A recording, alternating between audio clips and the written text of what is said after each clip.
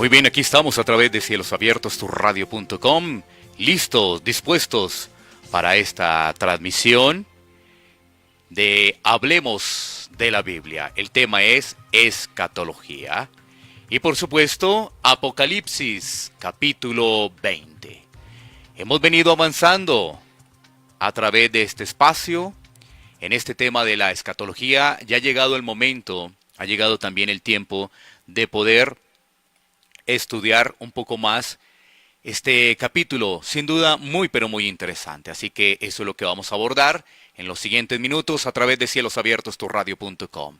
Saludamos a nuestros oyentes que ya están en las diferentes redes sociales compartiendo con nosotros. Aprovechamos para enviarles un saludo muy especial en este espacio antes de presentar una vez más a nuestro invitado y empezar a desarrollar nuestro tema. Queremos saludar a Claudio Patiño. Él está en Escobar, muy cerca de Buenos Aires, de la Iglesia Bautista Esperanza. Él nos envía un saludo a todo el equipo de la radio y a nuestro hermano Arlington. Muchísimas gracias a Claudio y a las personas que ya están reportando sintonía, como María Valderrama, como Juan Carlos en Minnesota, en los Estados Unidos, como Edinson en Uruguay. Ya están con nosotros. Recuerda los canales de contacto. Puedes participar con preguntas, con inquietudes. Lo puedes hacer a través del WhatsApp. Desde el exterior, más 57 322 260 8281. Aquí en Colombia, 322 260 8281. Y por supuesto tenemos la transmisión en Facebook Live. Allí también puedes participar y dejar tus inquietudes y en nuestra página principal. Así que vamos a saludar a nuestro invitado que siempre nos ha venido acompañando en estos temas de escatología. Bienvenido una vez más a nuestro hermano Arlington. Muchas gracias, buenos días a todos, muchas gracias por la sintonía. Espero poder aportar un poquito más en la comprensión de este texto y estos temas. Bueno, muy bien, entonces estamos listos para poder desarrollar este tema. Así que, bueno, sin más preámbulos, iniciemos con lo que se ha preparado para este programa de Apocalipsis capítulo 20. Bueno, en las últimas ocasiones hemos hablado acerca de las principales corrientes escatológicas acerca del milenio, como lo son el premilenialismo, el amilenialismo y el postmilenialismo. Y hemos hablado acerca del hecho de que muchas de estas escuelas tienen que ver con la idea de concebir el milenio como una era dorada o no. Y bueno, en forma general vimos estas escuelas. Sin embargo, es muy importante entender que estas escuelas tratan de explicar todos los textos escatológicos. No se trata de tomar unos y dejar otros por fuera, sino de entenderlos todos. Y la mayoría de cristianos en la actualidad, de cristianos evangélicos, habíamos visto que tienen una escatología premilenial, creen en el premilenialismo, y las otras posturas son desconocidas para la mayoría. Y por supuesto entonces quedan muchas preguntas. Por ejemplo, el texto que vamos a ver hoy, Apocalipsis 20 del 1 al 10, ¿qué significa? Si el premilenarismo no es correcto, entonces ¿cómo debemos entender este texto? Bien, hoy pretendo simplemente dar un marco muy general porque el texto es muy profundo. Es quizás uno de los textos más difíciles de toda la Biblia. Apocalipsis 20 del 1 al 10, específicamente, sobre todo los versículos 4 al 6 son los más complicados. Y el punto no es tanto demostrar cuál es la inerrante y única interpretación del texto. Más bien miraremos algunos aspectos generales, miraremos por qué ciertas posturas probablemente no son y cuáles son las sugerencias que nosotros damos acerca de lo que podría significar el texto. Y es importante también entender que Apocalipsis todo es un libro que tiene un sentido completo. Y lo que vas a entender de Apocalipsis 20 depende mucho de lo que entiendas por el resto del libro. Pero para ver qué es lo que han entendido los cristianos acerca de la interpretación de Apocalipsis, ya tendremos otro espacio que será posiblemente en la próxima ocasión. Sin embargo, esto hay que tenerlo en cuenta porque no podemos agarrar simplemente un texto y sacarlo del libro y tratar de crear una doctrina a partir de eso. Tenemos que entenderlo es a la luz de lo que dice el resto del libro.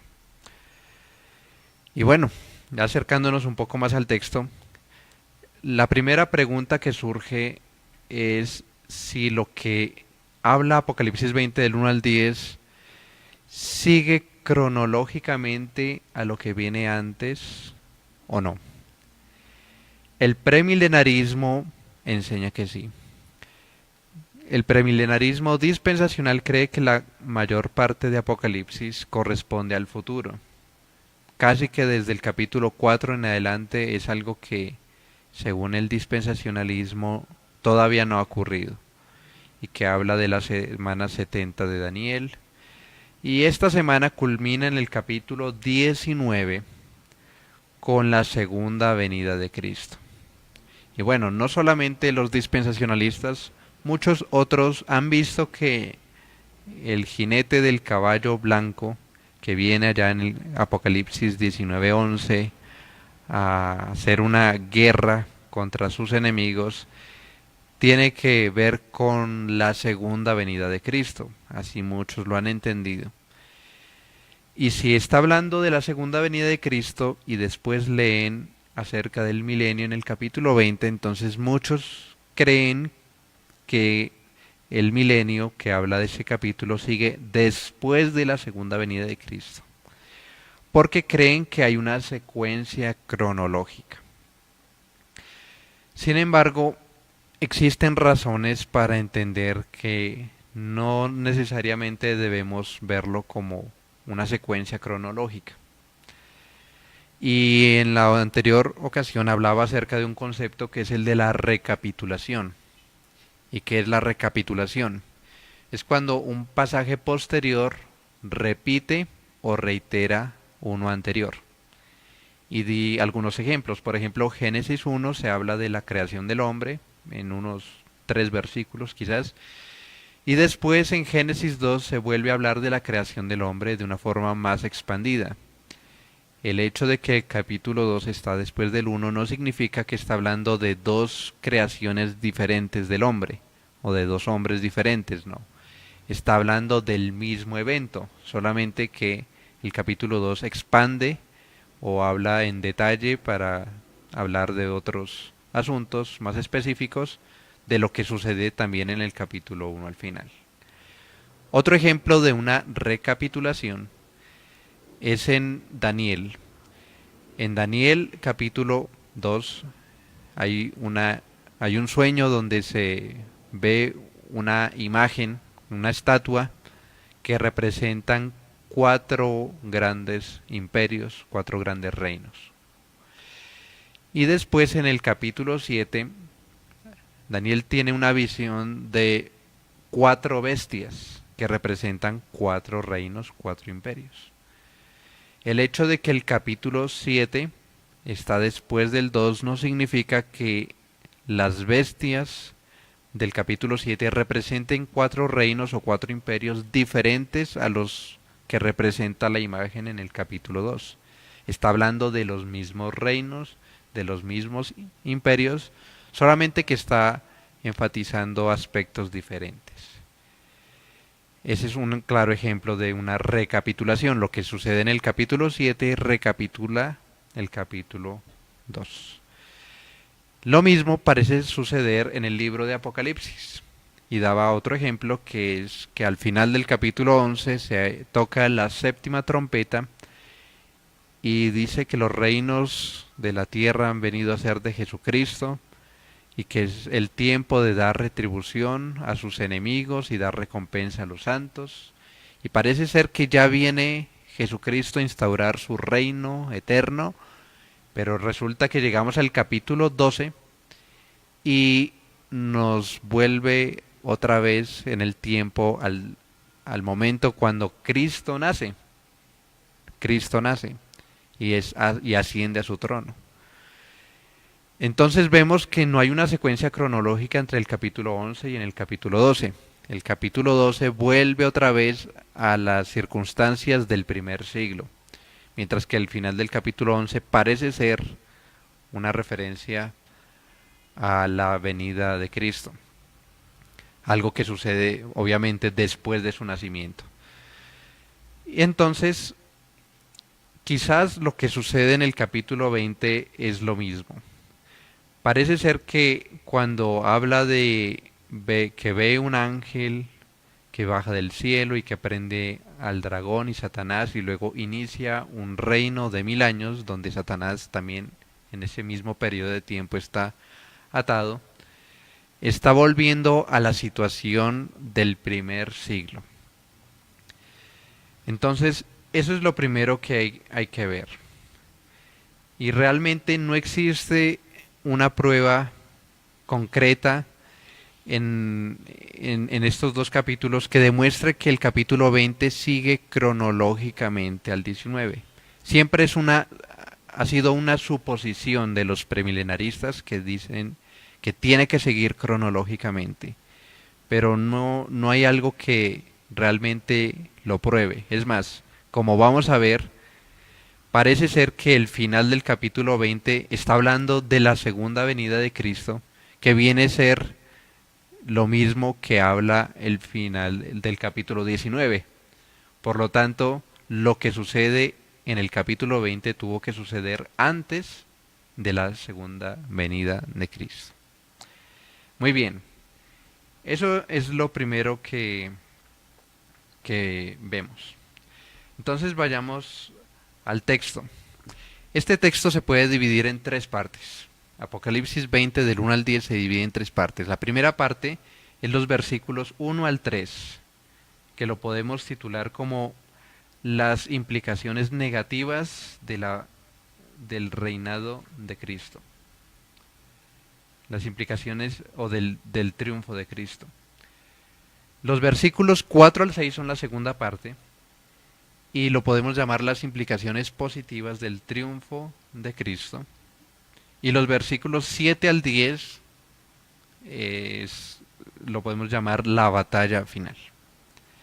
Y así lo vamos a estudiar hoy. Entonces vamos a leer la primera parte, que es Apocalipsis 20, versículos 1 al 3. Las implicaciones negativas del triunfo de Cristo.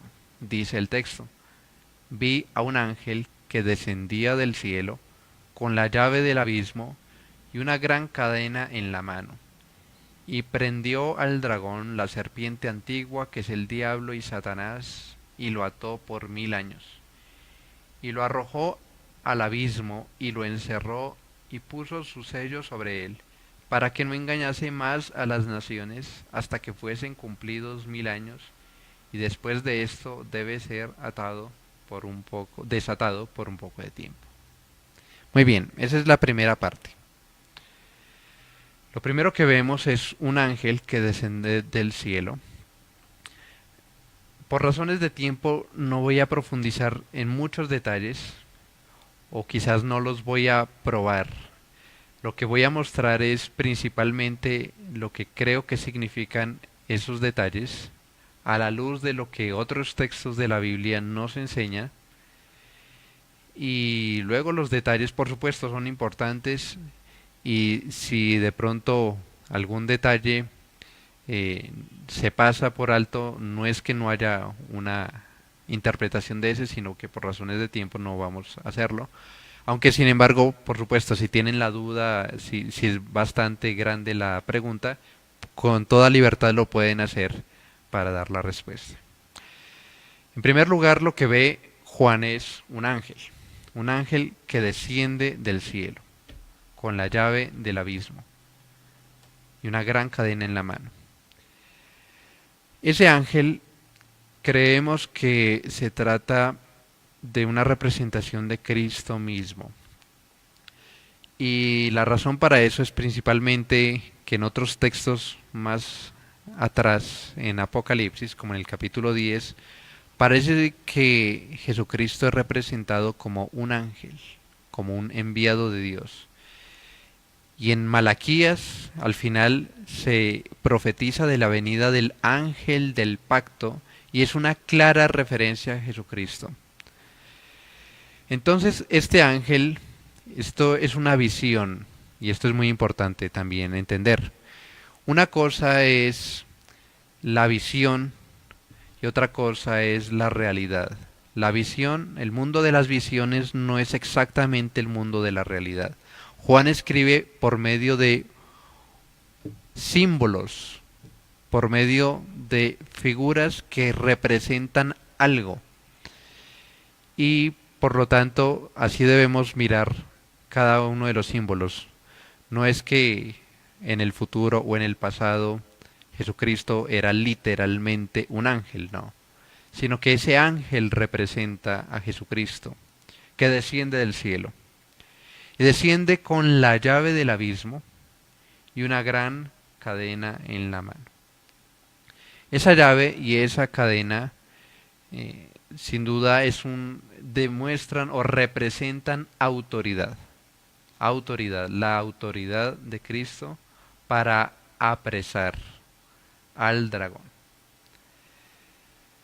Y dice el versículo 2, prendió al dragón, la serpiente antigua, que es el diablo y Satanás, y lo ató por 1000 años. ¿Cuándo es vencido Satanás? ¿Cuándo cae Satanás? La Biblia nos habla de 3 momentos donde Satanás es vencido, o cae en cierto sentido. En primer lugar, cuando Satanás sale y cae de la presencia de Dios. Satanás, eso quizás sucedió, por supuesto, después de que Dios creara los cielos y la tierra, pero antes de la caída, Satanás cayó. Y posiblemente muchos ángeles cayeron con él. Y fue justamente después de su caída que Satanás tienta al hombre. Entonces tenemos que ubicar una caída de Satanás antes de la caída del hombre. Pero también la Biblia nos habla de que Cristo en la cruz venció a Satanás. Cristo en la cruz venció a Satanás. Pero también se habla de una tercera derrota, que es la derrota definitiva, que es lo que vemos en Apocalipsis 20 del 7 al 10, la derrota final de Satanás. Entonces hay 3 momentos donde Satanás cae. Y por supuesto, dice que prende al dragón. Satanás no es un dragón. El dragón representa a Satanás más bien. Se puede entender de esa manera. Y hace una referencia a la serpiente antigua, es una referencia al Edén. El diablo es el acusador y Satanás, ¿no? El engañador. Y dice que lo ató por 1000 años. Y entonces, esto de atar a Satanás, algunos como los premilenaristas lo entienden como una restricción total, como una anulación total, o la inactividad absoluta de el poder de Satanás. Pero no necesariamente debemos ver la atadura de Satanás como una anulación total. También se puede ver como una restricción parcial. Por ejemplo, el mismo verbo para atar, que en el griego es deo, se usa cuando se captura a Juan el Bautista por Herodes. El hecho de que él estaba aprisionado no le impidió a Juan dar instrucciones a sus discípulos ni enviarlos a consultar a Jesús. O sea, tuvo una restricción parcial, no una anulación total. Otro texto donde vemos la misma palabra es en Romanos 7:2. Ahí dice, la mujer casada está sujeta. Esa palabra sujeta es el mismo verbo deo. Es como si se dijera atada por la ley al marido mientras ésta vive. Pero si el marido muere, ella queda libre de la ley. Si bien bajo la ley las actividades de las mujeres estaban limitadas, de las mujeres casadas, es absurdo pensar que estuviesen impedidas de realizar toda actividad. En ese texto Pablo se refiere a una restricción específica, como es la imposibilidad de que una mujer se case con otro hombre en vida de su primer esposo. Entonces, estos ejemplos nos muestran que el verbo atar no implica una limitación absoluta, sino que puede emplearse para una restricción específica. Ahora, ¿cuál es el propósito de esa restricción en Apocalipsis 20? Esa restricción no tiene el propósito de castigar al diablo, sino evitar que engañe a las naciones para algo específico. Y es para evitar de que él impida que el mensaje del evangelio tenga éxito y que no engañe a las naciones. Esa palabra naciones puede traducirse también como los gentiles, para que no engañe a los gentiles. Es decir, la época de la salvación para los gentiles ha llegado. Y el propósito específico del encadenamiento del dragón es evitar que inicie algo que es lo que está en el versículo 7. Y muchos pasan por alto, pero aquí dice claramente de qué se trata el engaño que se está evitando que Satanás haga. Dice, versículo 7, cuando los 1000 años se cumplan, Satanás será suelto de su prisión y saldrá a engañar a las naciones que están en los 4 ángulos de la tierra, a Gog y a Magog, a fin, ahí está el propósito, a fin de reunirlos para la batalla. Lo que se le impide a Satanás es que reúna a las naciones para una batalla. Una batalla que ya fue anunciada en Apocalipsis 19, una batalla que fue anunciada también en Apocalipsis 16. Apocalipsis está anunciando de que va a venir una batalla final, una y otra vez. Y Satanás fue atado, fue restringido específicamente para evitar que reúna a las naciones para una batalla final contra Cristo.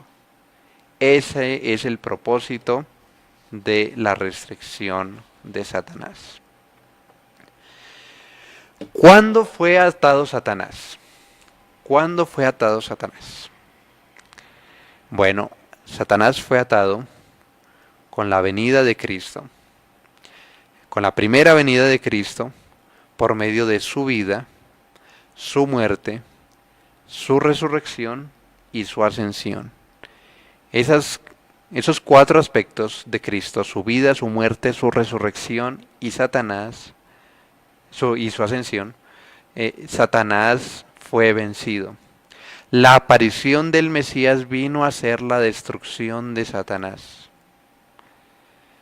Mientras irrumpió la venida del reino de Dios, el reino de Satanás ha llegado a su fin. Eso es lo que vemos a través de la Biblia. Bueno, pero entonces, ¿cómo probamos esto? ¿Cómo es que decimos que Satanás ya está atado? Bueno, vamos a pasar por varios textos.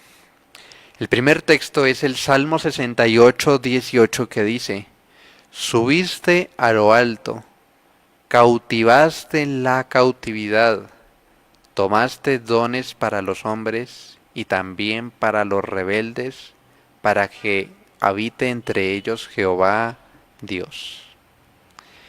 Ese texto, unido con otro que es Isaías 49, 22 al 24, que dice lo siguiente. Son textos mesiánicos. Así dijo Jehová al Señor: He aquí yo tenderé mi mano a las naciones y a los pueblos levantaré mi bandera. Y traerán en brazos a tus hijos y tus hijas serán traídas en hombros. Reyes serán tus ayos y sus reinas tus nodrizas. Con el rostro inclinado a tierra te adorarán y lamerán el polvo de tus pies. Conocerás que yo soy Jehová, que no se avergonzarán los que esperan en mí. Y al final el 24 dice, será quitado el botín al valiente, será rescatado el cautivo de un tirano. ¿Recuerdan lo que dice el Salmo? Cautivaste la cautividad, será rescatado el cautivo de un tirano. Y estos dos textos unidos con Isaías 53:12 que dice, por tanto yo le daré parte con los grandes, y con los fuertes repartirá despojos, por cuanto derramó su vida hasta la muerte y fue contado con los transgresores, habiendo él llevado el pecado de muchos y orado por los transgresores. Aquí se habla de un rey o de un siervo que reparte despojos con los grandes, que rescata al cautivo de un tirano y le quita el botín al valiente. ¿Cuándo sucede esto? Eso lo leemos muy claramente cuando llegamos al Nuevo Testamento y habla de Cristo en su resurrección. En Efesios 4:8 dice, por lo cual dice, subiendo lo alto, llevó cautiva la cautividad y dio dones a los hombres. Estos textos entonces nos muestran una derrota del tirano. Ese tirano, por supuesto, era Satanás.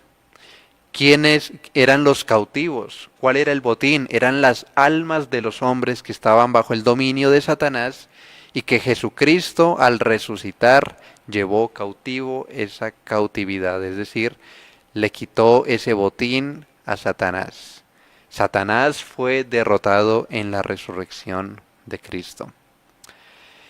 Pero por supuesto, Satanás también fue derrotado en la vida de Cristo. Un texto muy claro es en el que vemos en Mateo 4 el texto de la tentación. Satanás tentó al Hijo de Dios y el Hijo de Dios una y otra vez lo venció. Lo venció en el desierto. En el desierto venció a Satanás. El primer Adán fue vencido en el jardín.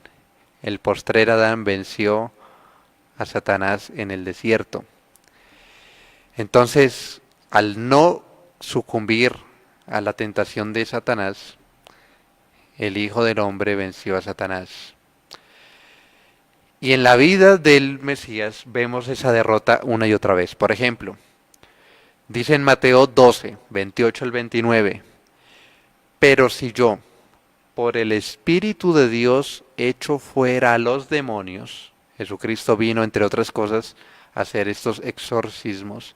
Dice, ciertamente ha llegado a vosotros el reino de Dios. Y mire cómo conecta el tema del reino de Dios con lo que dice aquí, con echar fuera a los demonios. Y dice, porque ¿cómo puede alguno entrar a la casa del hombre fuerte y sacar sus bienes si primero no le ata la misma palabra que habla Apocalipsis 20? Y entonces podrá sacar su casa. ¿Quién es ese hombre fuerte? Es Satanás, el que está por encima de estos demonios, ¿verdad? Y dice, ¿cómo puede entrar alguno? Y en otros textos dice, si el hombre más fuerte llega y ata al hombre fuerte. El hombre más fuerte, por supuesto, es Jesucristo. Atar a Satanás implicaba echar fuera a los demonios, liberarlos, por supuesto, y concederles, de hecho, la salvación, como vemos, por ejemplo, en el caso del endemoniado Gadareno. Y vino, por supuesto, el reino de Dios. Entonces, este texto es muy claro que empieza a aclararnos el significado de Apocalipsis 20.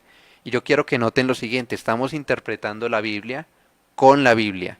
estamos interpretando un pasaje que es muy oscuro, muy difícil, Apocalipsis 20, a la luz de pasajes mucho más claros en el resto de la Biblia, como hemos visto en las epístolas, en los evangelios. Y otro texto similar a este es Lucas 10, 17 al 20, que dice: volvieron los 70 con gozo diciendo: Señor, aún los demonios se nos sujetan en tu nombre. Y les dijo: yo veía a Satanás caer del cielo como un rayo. He aquí os doy potestad de hollar serpientes y escorpiones y sobre toda fuerza del enemigo, y nadie os dañará. Pero no os regocijéis de que los espíritus se os sujetan, sino regocijaos de que vuestros nombres están en los escritos en los cielos.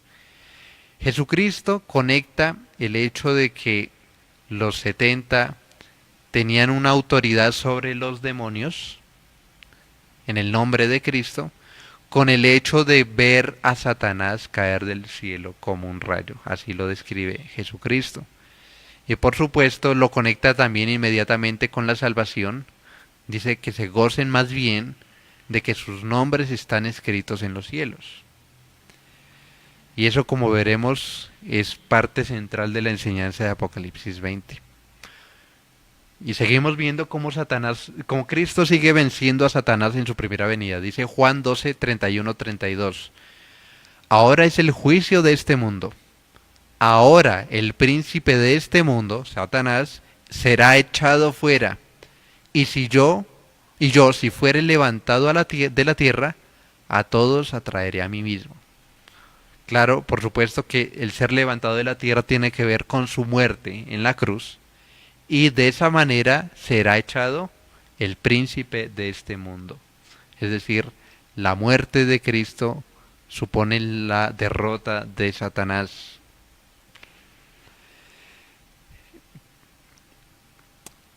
Y vamos a mirar otro texto ahora en las epístolas.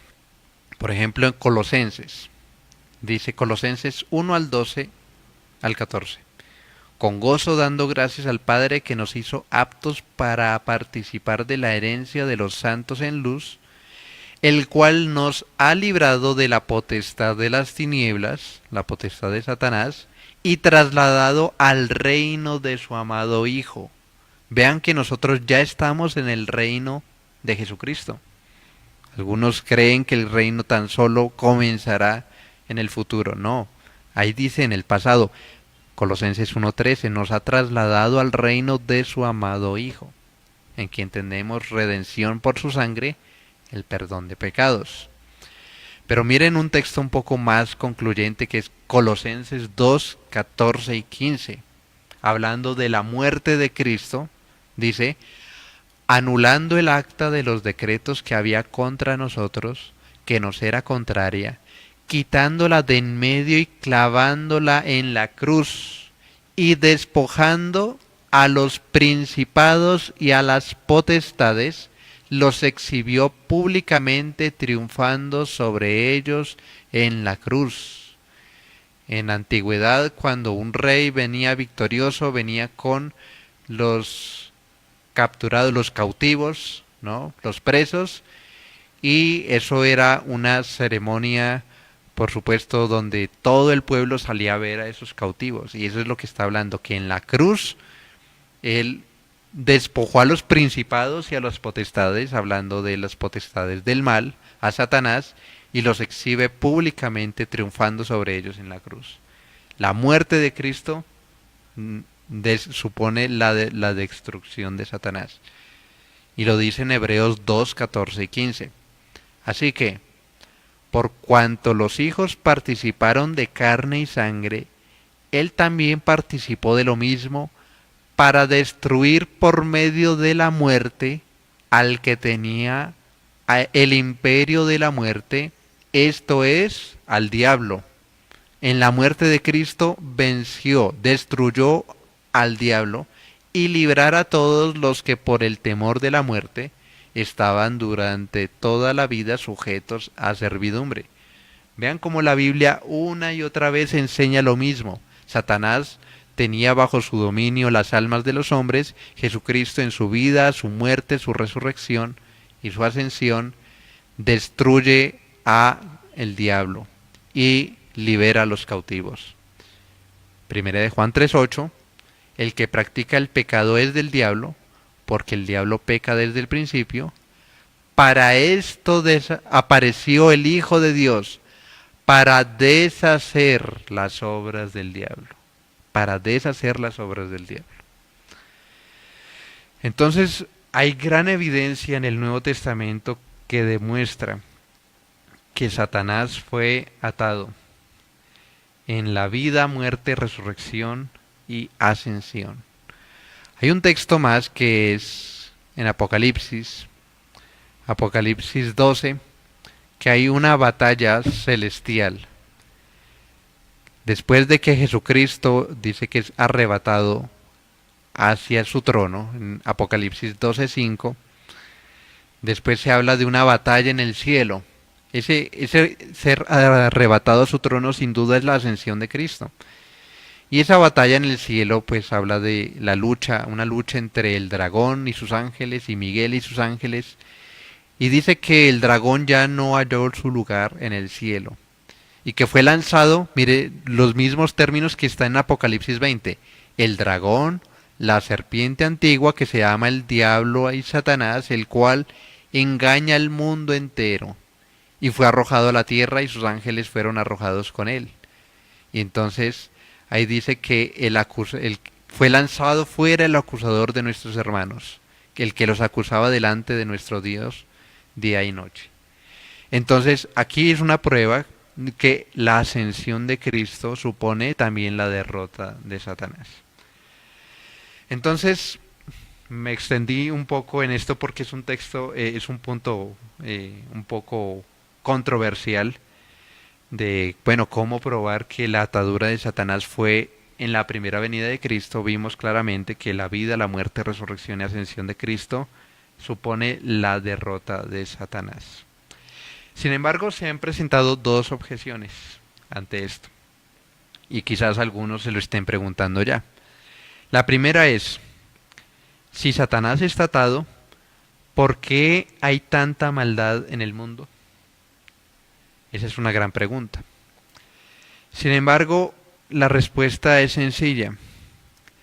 La Biblia enseña que el hombre está completamente depravado y que si Dios no le salva, si Dios no restringe su maldad, el hombre hará lo que hay en su corazón, y lo que hay en su corazón desde su juventud, como lo dice en Génesis, su deseo solamente es únicamente el mal. El mundo está mal porque está lleno de hombres pecadores. No hay que echarle tanto la culpa a Satanás y a sus demonios por la maldad del mundo. Miremos el corazón del hombre. El corazón del hombre es malvado. Sí, es verdad que Satanás tienta, pero Satanás lo que hace simplemente es avivar lo que hay ya en el corazón. Avivar esa maldad e incitarlos a pecar, pero finalmente el que peca es el hombre. Entonces existe maldad en el mundo porque el hombre no quiere someterse a Dios. Pero quizás la objeción más grande que se puede hacer ante el hecho de lo que estamos diciendo, que Satanás es atado, es que vemos en el Nuevo Testamento que todavía hay mucha actividad satánica. Por ejemplo, dice en Santiago 4:7, resistid al diablo y huirá de vosotros. O dice en 1 de Pedro 5:8 que Satanás anda como león rugiente buscando a quien devorar.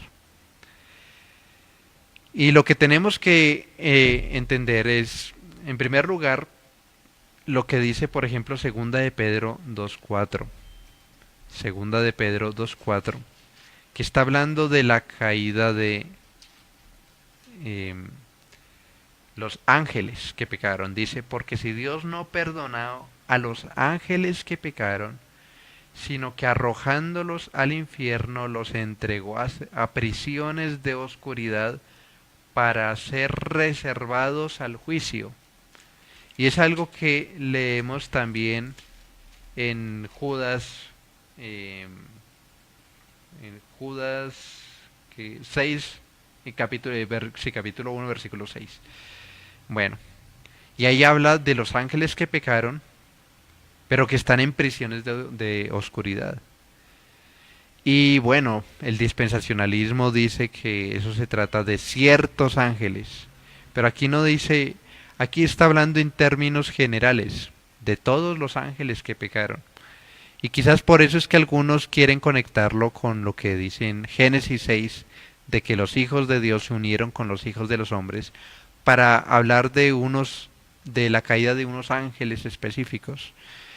Pero en Génesis 6 no está hablando de la unión de ángeles con hombres. Por un lado, porque Cristo es muy enfático que dice que en el siglo venidero serán como los ángeles que no se darán en casamiento. Es decir, los ángeles no pueden reproducirse. Entonces, ¿qué significan los hijos de Dios en Génesis 6?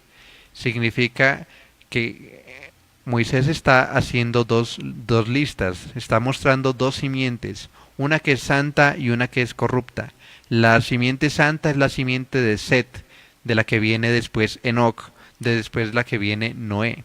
Pero esa simiente se corrompió y se unió a la simiente de Caín, que claramente es una simiente corrupta, de la que viene Lamec, que es un hombre temerario.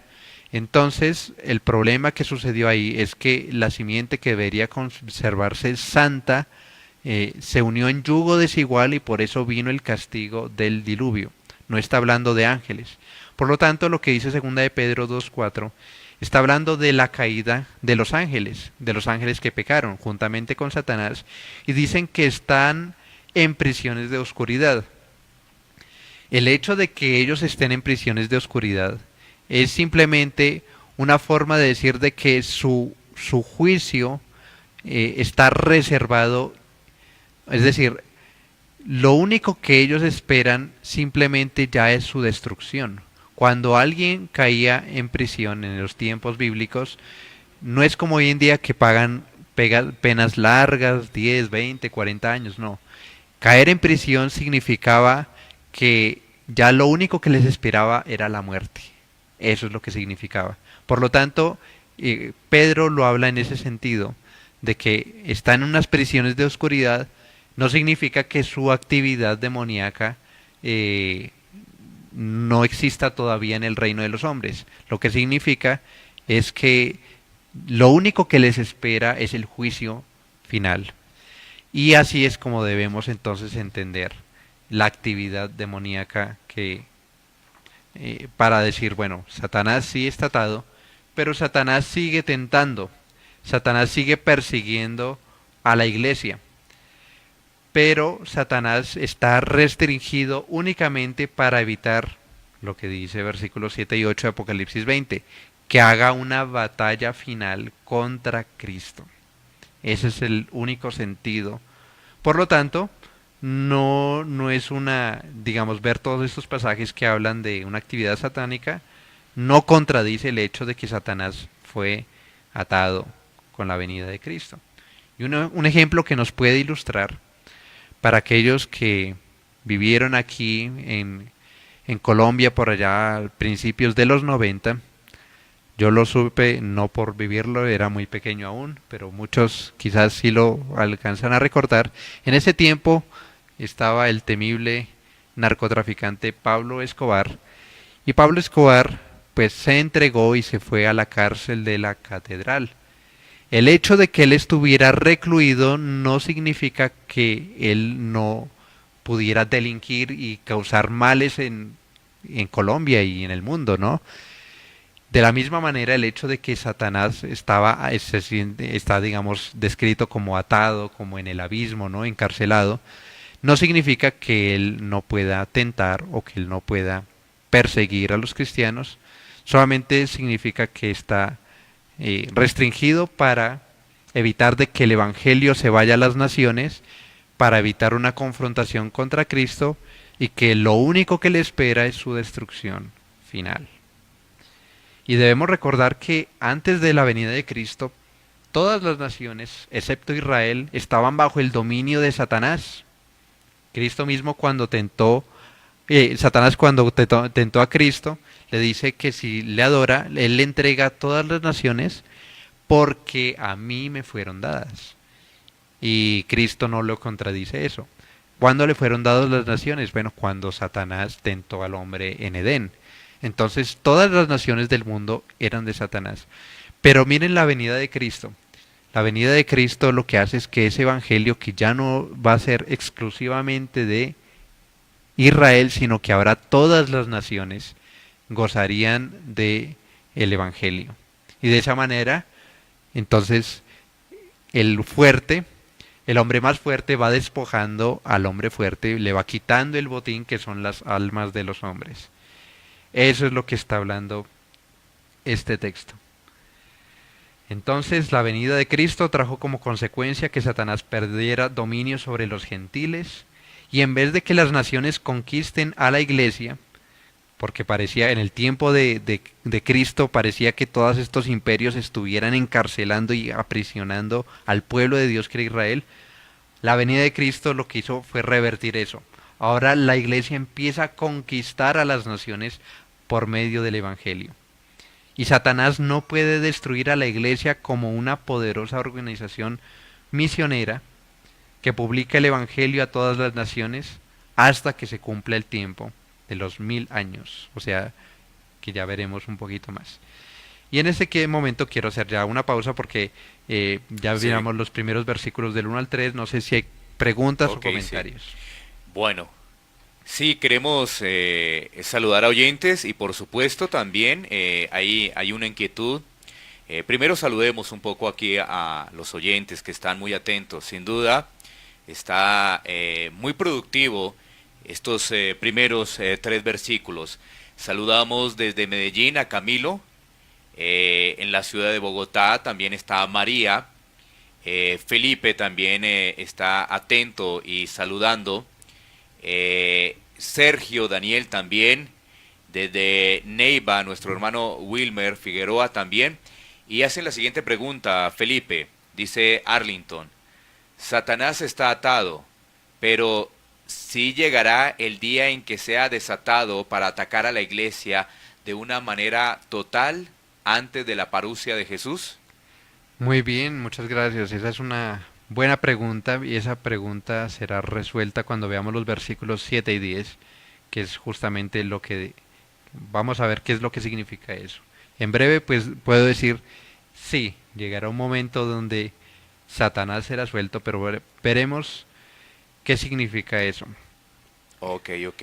Bueno, estas preguntas las están haciendo a través del Facebook Live. Estamos en estos momentos emitiendo allí a través de este canal, a través de esta red social, Facebook Live. Y la dirección es Cielos Abiertos Tu Radio en Facebook. Y por supuesto también tenemos nuestro WhatsApp que es 322-260-8281, 322-260-8281. Ahí seguimos compartiendo con nuestros oyentes y bueno, seguimos atentos de la explicación de Apocalipsis 20. Muy bien, ahora vamos a ver los versículos 4 al 6. Voy a leerlos. Y bueno, debo advertir también que propiamente estos pasajes, estos 3 versículos son de los más complicados de este texto y en general de toda la Biblia. Así que veremos también unas cosas generales, pero obviamente también hay algo de misterio porque no creo que podemos entender todo lo que dice ahí. Dice el texto. Y vi tronos, y se sentaron sobre ellos los que recibieron facultad de juzgar. Y vi las almas de los decapitados por causa del testimonio de Jesús y por la palabra de Dios, los que no habían adorado a la bestia ni a su imagen, y que no recibieron la marca en sus frentes ni en sus manos, y vivieron y reinaron con Cristo 1000 años, pero los otros muertos no volvieron a vivir hasta que se cumplieron 1000 años. Esta es la primera resurrección. Bienaventurado y santo el que tiene parte en la primera resurrección. La segunda muerte no tiene potestad sobre estos, sino que serán sacerdotes de Dios y de Cristo, y reinarán con él 1000 años. Muy bien, lo primero que resalta a la vista Es una palabra que es una expresión que ya hemos repetido en estos 6 versículos, se repite 6 veces. Y es la expresión 1000 años. Y esa es la siguiente pregunta. ¿Qué significan esos 1000 años? Lo que vamos a intentar responder. Porque algunos dirán, bueno, Satanás fue atado en la primera venida de Cristo, pero ya pasaron 1000 años. Entonces, ¿será que Satanás fue desatado en el año 1000?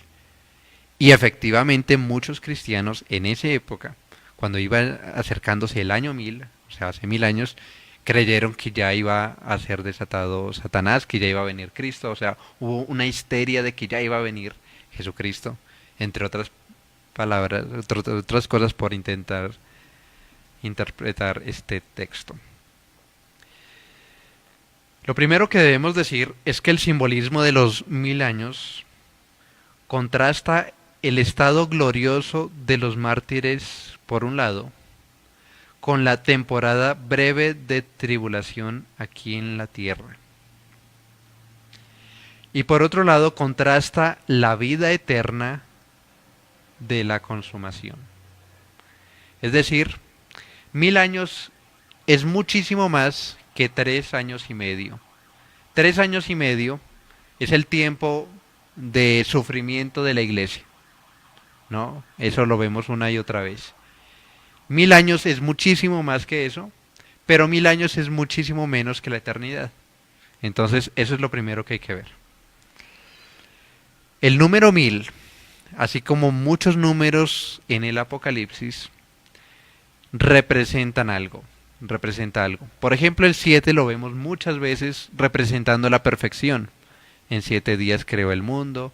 Hay 7 iglesias y 7 trompetas y 7 sellos y 7 copas. El número 7 es un número que se repite mucho. El número 3, el número 4. Pero uno de esos números es el número 1000.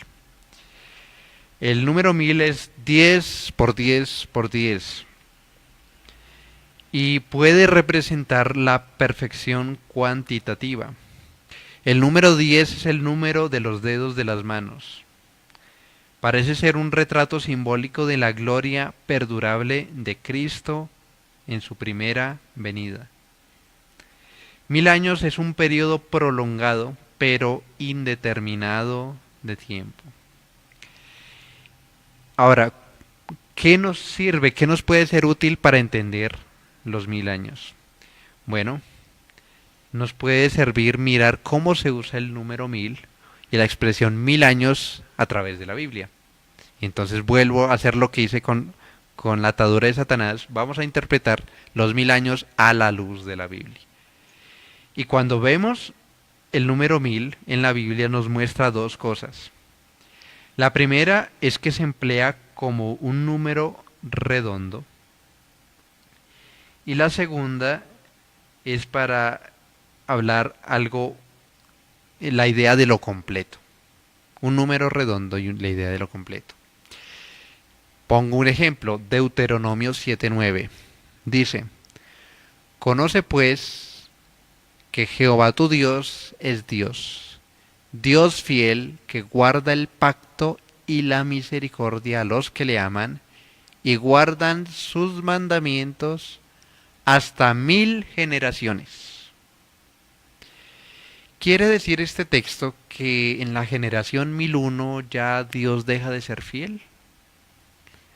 Pues no, lo que quiere decir este texto, 1000, es la idea de lo completo, 1000 generaciones, muchísimas, todas. Dios es fiel siempre, para su fidelidad es para siempre, le dicen muchos textos, es decir, ese número se está refiriendo a la idea de lo completo.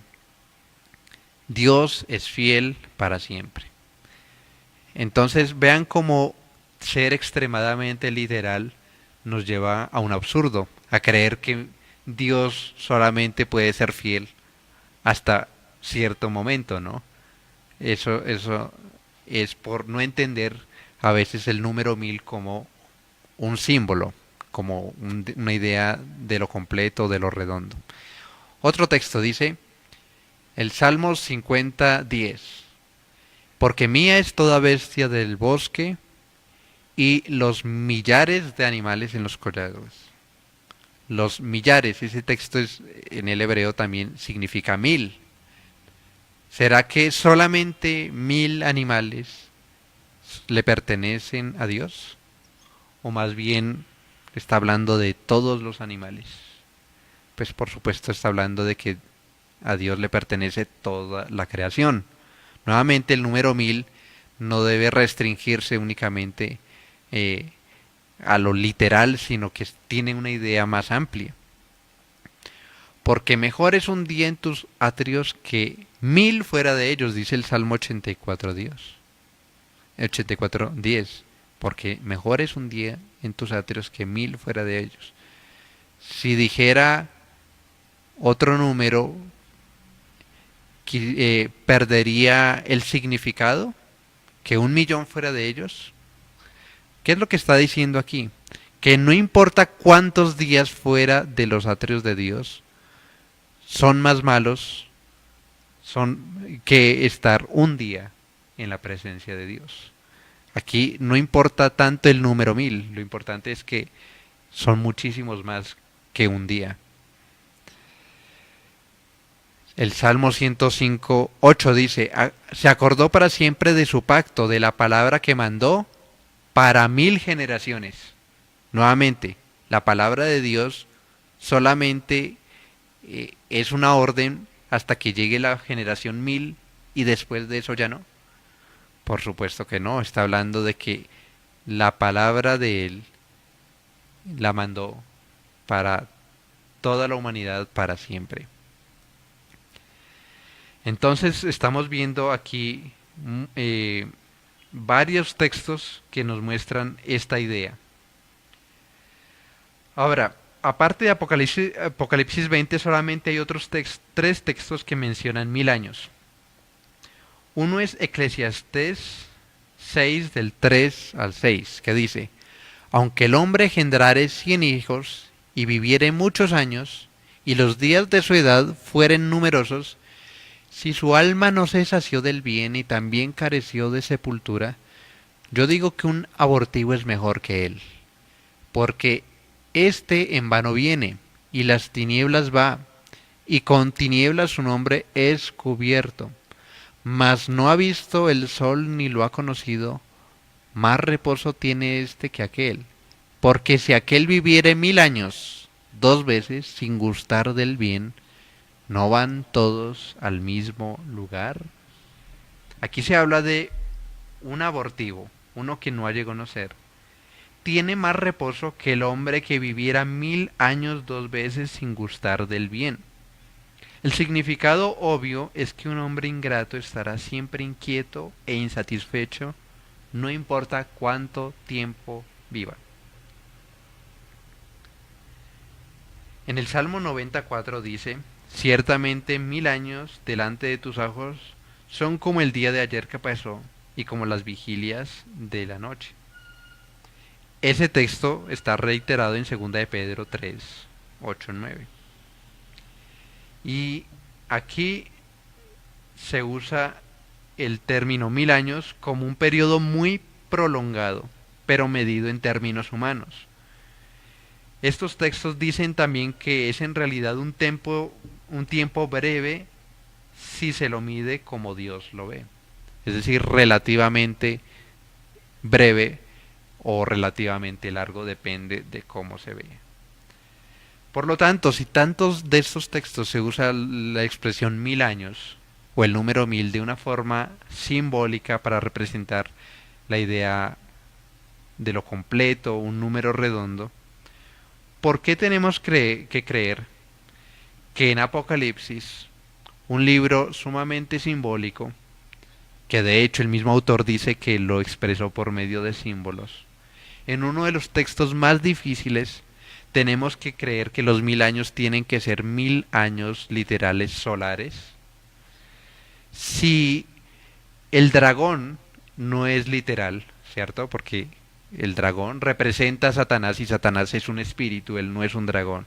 Si la cadena es un símbolo, o la llave es un símbolo, el abismo es un símbolo, ¿por qué los 1000 años tienen que ser literales? Entonces yo creo que La mejor forma que, como se explica ese término, 1000 años en este texto, es que es también un símbolo que representa la idea de lo completo, de lo prolongado, que por supuesto es más grande que la tribulación, los 3 años y medio, que es más largo que ese corto periodo de tiempo con el que Satanás es desatado, pero es mucho más corto que la eternidad.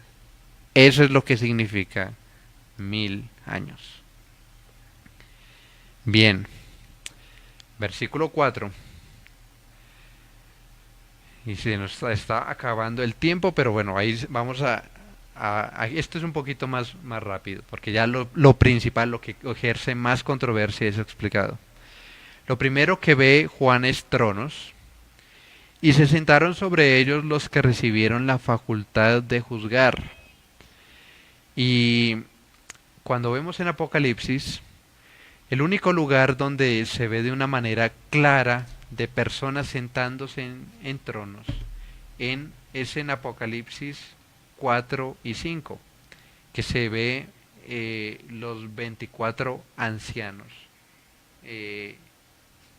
sentados sobre tronos. Y esos 24 ancianos parece ser una referencia al pueblo de Dios, porque dice más adelante, digamos, estoy pensando en Apocalipsis 5:9, dice que nos cantaban ellos, los ancianos, que nos has redimido para Dios de toda linaje, lengua y pueblo y nación. Entonces esos ancianos parecen tener tienen vestiduras blancas como lo tenían los sacerdotes, y estaban ejerciendo autoridad, o sea, eran reyes y sacerdotes. Y en Apocalipsis capítulo 1, versículo 6, se dice claramente que, hablando de nosotros los creyentes, nos hizo reyes y sacerdotes para Dios su Padre. Y en Primera de Pedro 2:9 también dice que nosotros somos nación santa, real sacerdocio. Unir todo esto nos muestra que los creyentes somos estos reyes y sacerdotes que están representados aquí en este caso como 24 ancianos.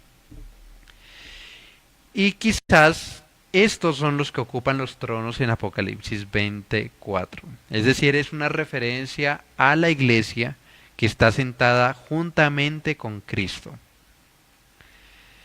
Y hay un texto muy claro que es Efesios 2:6. Efesios 2:6 nos habla de algo muy interesante y habla de un lenguaje muy parecido, muy similar a lo que dice Apocalipsis 20. Dice, juntamente con él nos resucitó. Esa palabra ténganla mucho en la mente para lo que vamos a decir. Y dice, asimismo nos hizo sentar en los lugares celestiales con Cristo Jesús. En un sentido, nosotros ya estamos con Cristo. Lo dice muy claramente, nos hizo en el pasado sentar juntamente con Cristo. Entonces, al leer esto, ya se nos va aclarando lo que dice. Estos tronos representan lugares de autoridad donde se sentaron aquellos que tenían la facultad de juzgar, es decir, creyentes. Y vi las almas de los decapitados por causa del testimonio de Jesús y por la palabra de Dios. Es evidente que estos son creyentes. Los que no habían adorado la bestia ni su imagen. Entonces aquí es cuando la gente se confunde y dice, y que no recibieron la marca en sus frentes y en sus manos, porque creen que esto todavía es una referencia al futuro, que la bestia es el anticristo futuro que va a aparecer, que la marca es el microchip o cosas así. Y nuevamente aquí vuelvo a reiterar algo que decía. Depende de lo que se entiende en Apocalipsis, el resto del libro se va a entender esto. Muchos creían, y eso es muy evidente, por ejemplo en Apocalipsis 13, que la bestia es una representación del poder político en el que Juan y sus oyentes estaban en ese momento, y que eran perseguidos, y que era el poder de Roma. Es muy claro cuando uno ve las bestias de Daniel, que son recapituladas en Apocalipsis 13, y habla de la bestia, es muy claro la relación de esa bestia con Roma. Y por supuesto, esto de no adorar a la bestia ni a su imagen, pues sin duda es una referencia a no rendirse al señorío de César. En ese tiempo, eh, los cristianos tenían libertad de culto siempre y cuando reconocieran que César es el Señor. Y aquel que se rehusara a declarar que César es el Señor, entonces moría. Y muchos cristianos murieron por su fe.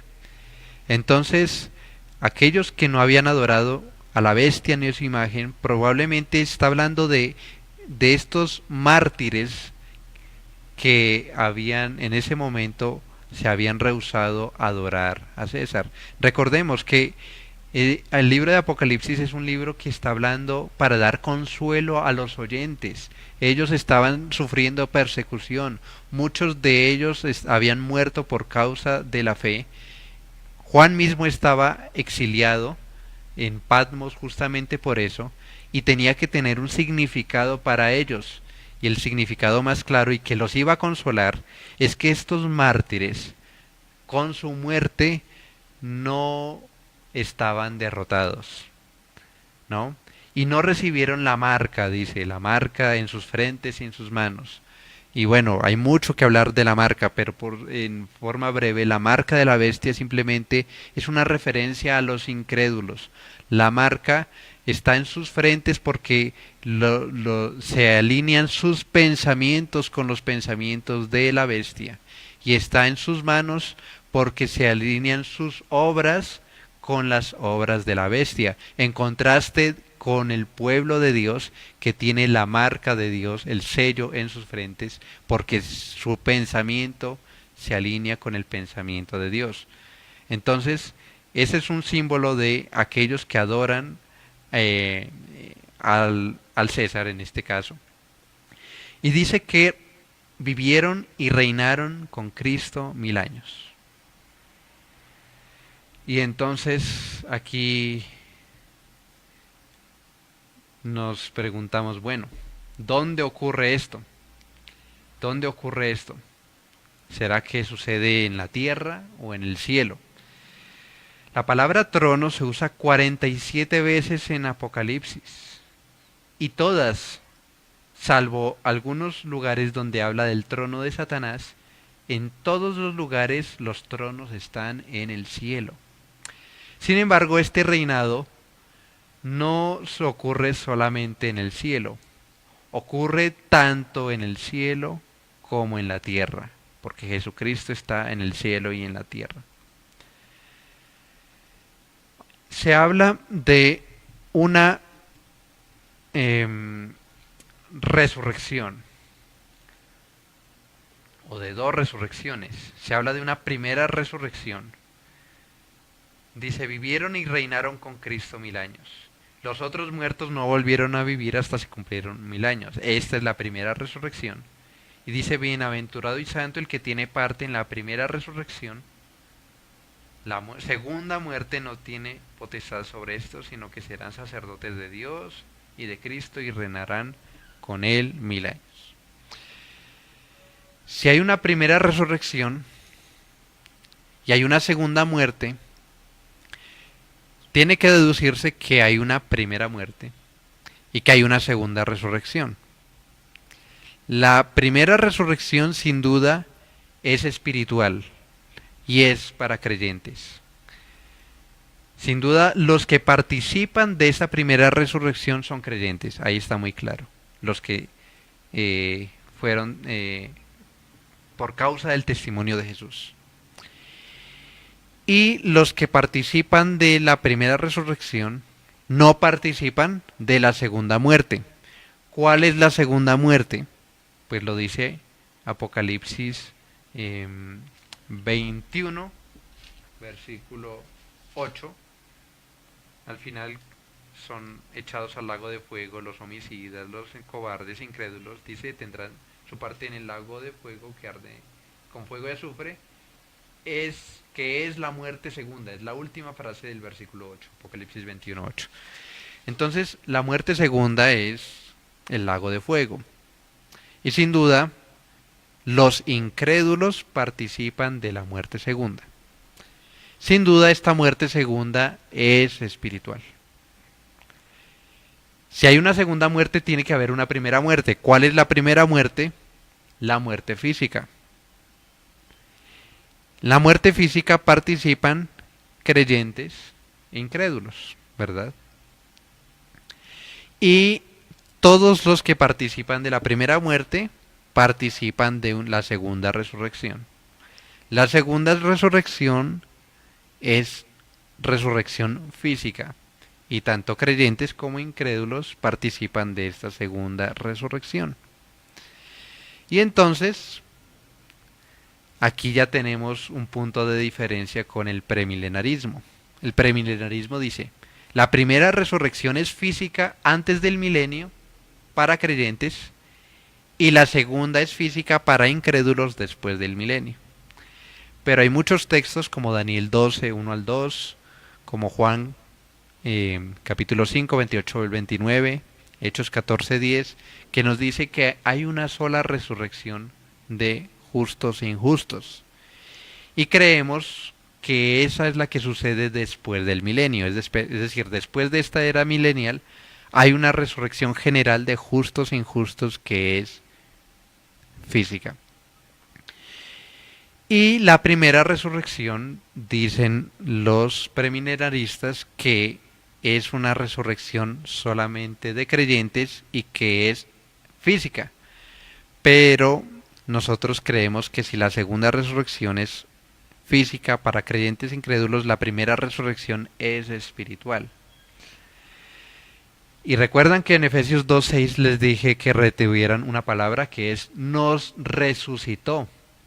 Ahí habla de una resurrección que sin duda es una resurrección espiritual.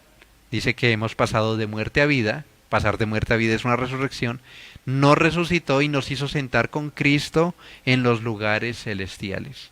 Y eso hablando en tiempo pasado, Efesios 2:6. Por lo tanto, los que participan de la primera resurrección son creyentes. Pero entonces algunos dicen, bueno, pero es que la palabra resurrección tiene que significar necesariamente una resurrección física. Pero esa palabra no siempre se usa en ese sentido.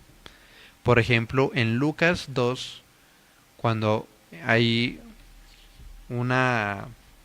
A ver, lo busco brevemente.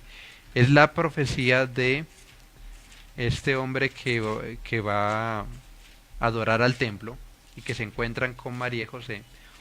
Se usa la misma palabra resurrección. A ver si la encuentro.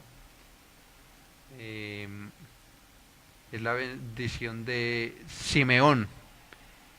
Simeón encuentra a María en el templo y dice: he aquí, este está puesto para caída y para levantamiento de muchos en Israel. Es la bendición de Simeón. Esa palabra levantamiento es la misma palabra que se usa para resurrección, es anastasis. Y aquí no está hablando de la resurrección física, está hablando de un sentido de vindicación. La vindicación de muchos que esperaron en las promesas de Dios. Entonces no siempre la palabra resurrección significa resurrección física. Y otra pista que nos muestra esto es que dice en el versículo 4, volviendo a Apocalipsis 24, dice, y vivieron y reinaron con Cristo 1000 años. Esa palabra y vivieron, dicen, bueno, es que solamente puede significar que estaban muertos físicamente y que vuelven a la vida en un sentido físico. Sin embargo, cuando uno lee la parábola en los evangelios, la parábola de los dos hijos, ¿no? Digamos el hijo pródigo, dice cuando regresa este hijo, dice el texto que él estaba muerto, el Padre lo había considerado como muerto y vivió. Es decir, aquí no estaba diciendo que él estaba muerto físicamente y que vivió físicamente, sino que él lo había considerado muerto, se había ido, despilfarró todos sus recursos, pero ahora se arrepintió y volvió, y el Padre se alegró porque ahora vivió, o sea, volvió a un estado anterior, un estado de vindicación. Entonces, ¿qué significa la primera resurrección? Hay mucho misterio en esto, pero quizás lo que más se acerca es que hay unos creyentes que aquí en este contexto fueron decapitados, o sea, sufrieron martirio por causa de Jesús, pero fueron vindicados, participaron de una resurrección por causa de que ellos ya habían resucitado espiritualmente, estaban juntamente con Cristo, y que su muerte no era el fin, sino que con su muerte vencieron a la bestia, vencieron a sus enemigos. Es decir, la muerte del creyente que muere por causa de la fe, y es la forma como Juan consuela a la iglesia, como Dios consuela por medio de Juan a la iglesia. Les dicen, mire, aquellos que han muerto y aquellos que sufren persecución, en realidad están vivos delante de Dios. Así mueran físicamente, delante de Dios viven, porque para Dios todos viven. Por lo tanto, bienaventurados los que participan de la primera resurrección, porque la segunda muerte, esa muerte, sí témanle, no tendrá potestad sobre ellos. Y Jesucristo habló de eso, dice, no temáis aquel que puede quitar la vida, sino aquel que puede echarle, no solamente quitar la vida, sino echarlos al lago de fuego. Es decir, el punto principal es, ¿dónde pasará tu alma en la eternidad? Miren cómo podemos evangelizar desde Apocalipsis 20, 4 al 6. Y muchos aquí yerran al tratar de ver un cronograma de eventos y un montón de cosas y especulaciones y de dónde va a venir la bestia, el anticristo y cuál va a ser la marca y que si tenemos que marcarnos con el microchip o con la tarjeta de crédito o lo que sea. No, para nada está hablando de eso. Está hablando, mire, de términos espirituales, está hablando de consuelo, está hablando de que aquel que está en Cristo, Él no muere porque delante de Dios todos viven y que finalmente va a resucitar para gloria y que lo que tenemos que cuidarnos más bien es de no participar de la segunda muerte y por eso hay que creer en el Evangelio. Esa es la enseñanza de este texto. Está hablando de que aunque la muerte pareciera ser el fin, pareciera ser la derrota del cristiano, en realidad es lo mejor que le puede pasar al hombre creyente porque va a estar en la presencia de Dios, en la presencia de Cristo, donde será consolado esperando su resurrección y su herencia. Bien, hasta aquí hay preguntas o comentarios. Sí, efectivamente, tenemos inquietudes. Bueno, desde ya yo quiero proponerle a nuestro hermano Arlington, si el tiempo ahora sí se nos agotó y veo que nos queda, que nos permita tener una parte 2 de Apocalipsis 20, porque pues quedan ahí unos versículos, porque definitivamente no alcanzaríamos, no alcanzaríamos. Pues yo creo Y la que, idea no sería que corrieras, o bueno, ya también tú dices, ¿no? pues yo creo que si terminamos a las 11, esto lo que queda, los últimos versículos, que eso ya es muy ¿Alcanzamos? fácil, muy breve, Ah, si bueno, lo ok, podemos ok. alcanzar. Ah, bueno, entonces rápidamente aquí viene una pregunta desde Argentina. Nos está preguntando Daniel desde Argentina. Dice, ¿estos son tiempos finales o de parto? Los dolores de parto Sí. son es un texto que viene de Mateo, ¿verdad? Cuando vimos Mateo pareciera ser que eso se estaba refiriendo más bien a la destrucción del templo en Jerusalén. Es decir, que habían unas señales que no era todavía la destrucción de Jerusalén y que luego sí vino la destrucción de Jerusalén. Pero entonces miremos Es decir, para responder esa pregunta podemos mirar lo que dice los versículos 7 al 10. Yo creo Ok, que ok, listo. ahí quedará un poquito más resuelta. Ok. Bueno, entonces, si estamos en el milenio, estamos reinando juntamente con Cristo, ¿qué estamos esperando? Versículos 7 al 10.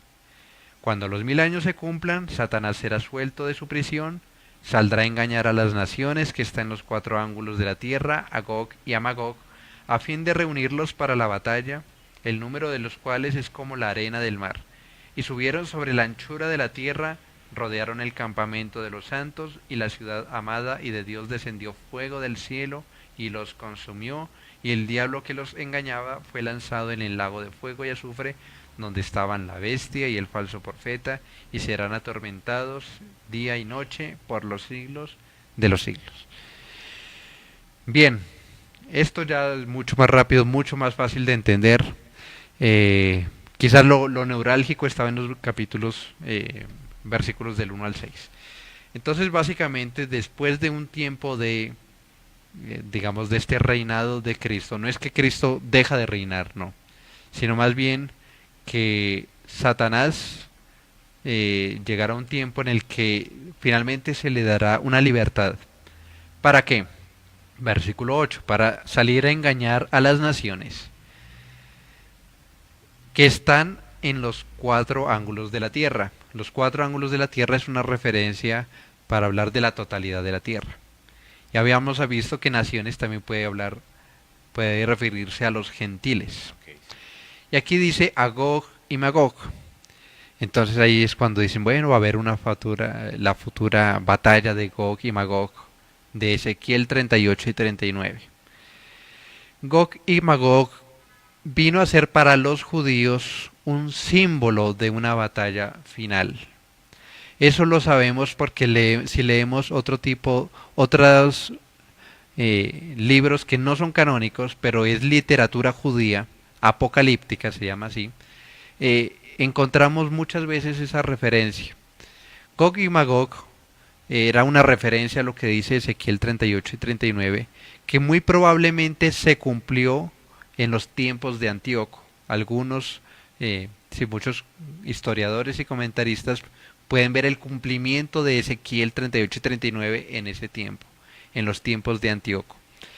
Pero eso se volvió como un símbolo de que iba a haber una batalla final. Ahora, ¿cómo sabemos de que Gog y Magog no es una guerra diferente de lo que habla Apocalipsis 19 de la segunda venida de Cristo? Pues lo sabemos porque al final de Apocalipsis 19 también hay una referencia, aunque un poco más sutil, a Ezequiel 38 y 39, cuando dice que comáis carnes de reyes y de capitanes, carnes de fuertes, carnes de caballos, en el versículo 18, es una referencia a esos capítulos.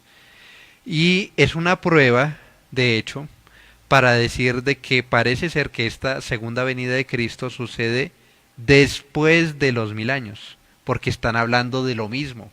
Acá se habla de una guerra en el capítulo 19 contra los reyes, contra la bestia, contra los ejércitos reunidos para guerrear, y en Apocalipsis 20 se habla de Gog y Magog. Y hay unas naciones engañadas, y están reunidas para la batalla. Y es un número como la arena del mar.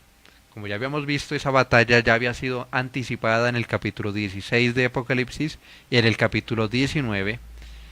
Y esa batalla es la que sucede aquí. ¿Y de qué se trata la batalla? Está en el versículo 9. Subieron sobre la anchura de la tierra, rodearon el campamento de los santos y la ciudad amada.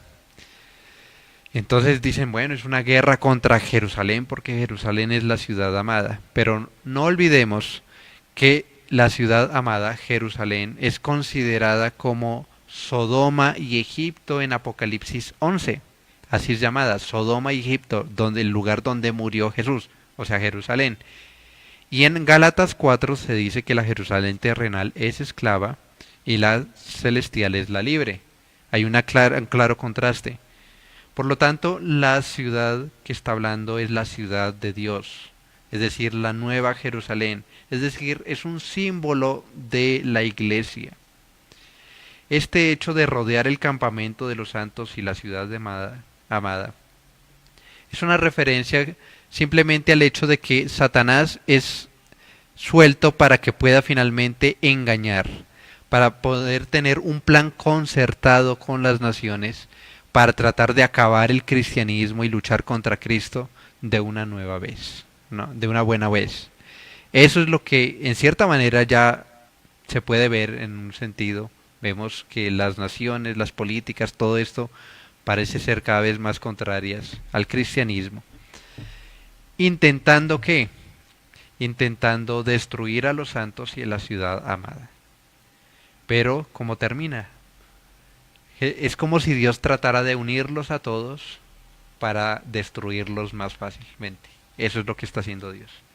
Dios es el soberano y dice que fuego de Dios descendió del cielo y los consumió.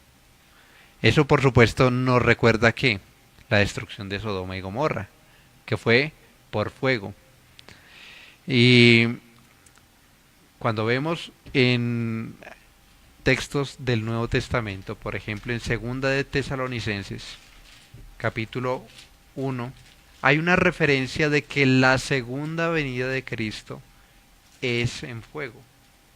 Dice, porque en Segunda de Tesalonicenses 1:6, porque es justo delante de Dios pagar con tribulación a los que os atribulan.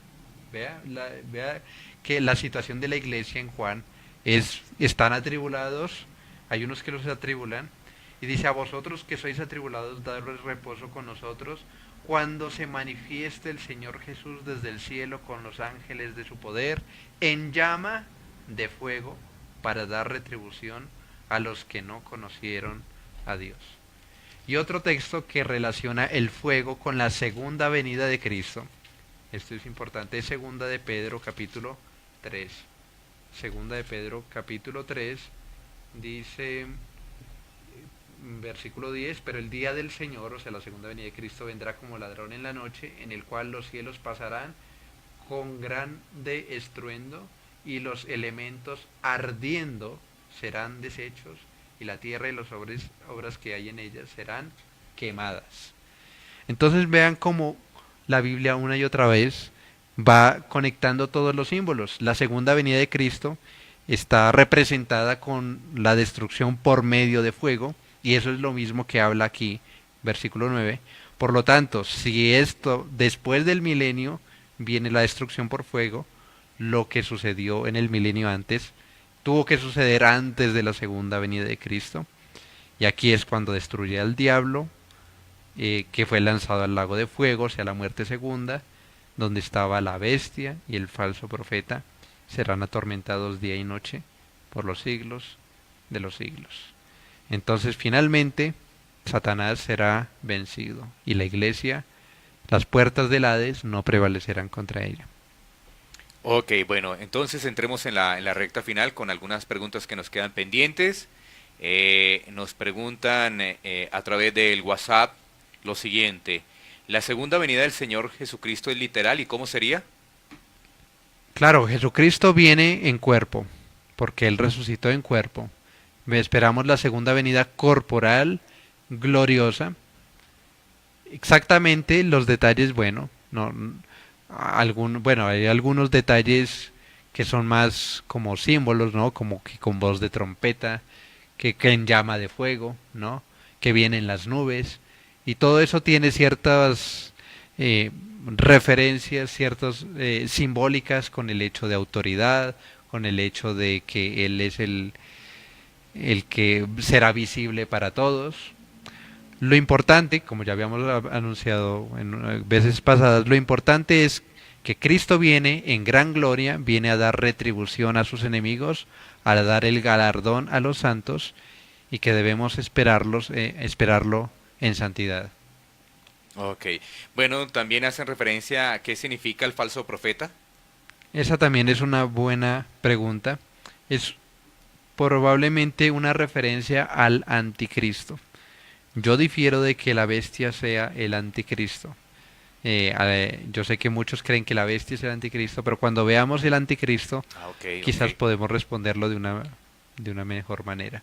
Ok, o sea que veremos también el tema del anticristo. Y bueno, y esta pregunta, cuando se está haciendo referencia a estos versículos de Apocalipsis 20, del el 7 al 10, y haciéndolo también en unidad con el milenio, bueno, ¿cómo encajamos ahí esa parte? Es decir, estamos mirando el milenio, pero también estamos viendo esos versículos del 7 a 10 que también están haciendo referencia bueno, a la destrucción del diablo, al que es lanzado al lago de fuego. ¿Cómo se encaja ahí el milenio?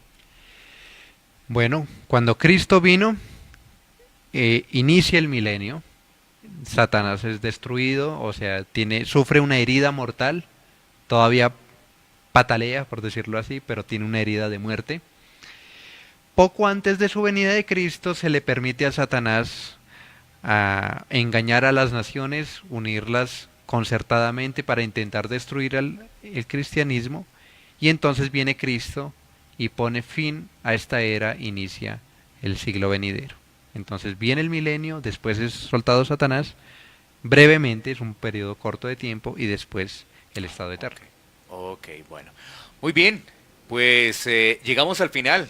Nos extendimos hoy un poco en el tiempo, pero sin duda valió la pena el poder avanzar en estos versículos de Apocalipsis 20, del 1 al 10. Bueno, sé que habrá que seguir viendo nuevamente este video, mirar mucho los pasajes bíblicos que ha dado nuestro hermano Arlington, seguir estudiando para poder comprender, conectar cada una de las aseveraciones que él entregó por medio de las Sagradas Escrituras. Así que el trabajo, yo diría que hay que persistir, hay que seguir avanzando. A veces uno como que cuando escucha tantos términos uno dice mejor no. No, yo te invito a que persistas, avances, sigas estudiando. Ahí va a quedar el material en Facebook, lo vamos a subir en algunos minutos más adelante también a través de YouTube. Y por supuesto vamos a seguir continuando con estos temas con nuestro hermano Arlington Backup. Así que muchísimas gracias por compartir con nosotros una vez más. Muchas gracias por la invitación, a todos los oyentes por sus buenas preguntas, su participación, y seguir estudiando, y los esperamos en la próxima ocasión para meternos un poquito más con Apocalipsis.